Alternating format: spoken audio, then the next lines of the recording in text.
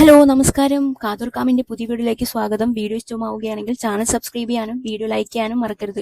വീഡിയോയിലേക്ക് പോകാം. സിനിമയിൽ നിന്നും മനഃപൂർവ്വം മാറി നിൽക്കുന്നതല്ല, അത്തരം കഥാപാത്രങ്ങളാണ് ആഗ്രഹം. ദിവ്യ ഉണ്ണി.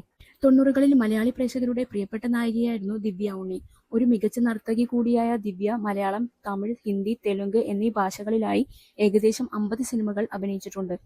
പ്രണയവർണ്ണങ്ങൾ, ചുരം, ആകാശഗംഗ തുടങ്ങിയ നിരവധി സിനിമകളിലെ അഭിനയത്തിലൂടെയാണ് ദിവ്യ ശ്രദ്ധിക്കപ്പെട്ടത്. ചുരുങ്ങിയ കാലം കൊണ്ട് മമ്മൂട്ടി, മോഹൻലാൽ തുടങ്ങിയവരുടെ നായികയായി അഭിനയിക്കാൻ ദിവ്യ ഉണ്ണിക്ക് ഭാഗ്യം ലഭിച്ചു. ഇപ്പോൾ അഭിനയത്തിൽ നിന്നൊക്കെ മാറി അമേരിക്കയിൽ കുടുംബസമേതം താമസിക്കുകയാണ് ദിവ്യ ഉണ്ണി.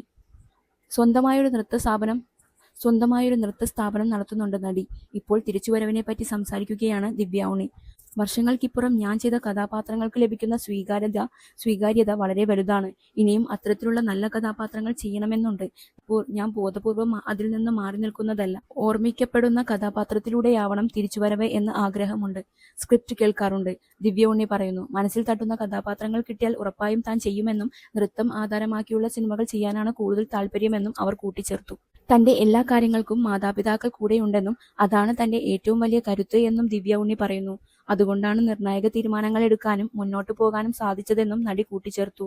തനിക്ക് മണിച്ചിത്രത്താഴ് പോലുള്ള സിനിമകൾ ചെയ്യണമെന്ന് ആഗ്രഹമുണ്ടെന്നും അത്തരം സിനിമകൾ ഇന്നും ഹൃദയത്തിൽ തങ്ങി നിൽക്കുന്ന ചിത്രങ്ങളാണെന്നും പറഞ്ഞിരുന്നു.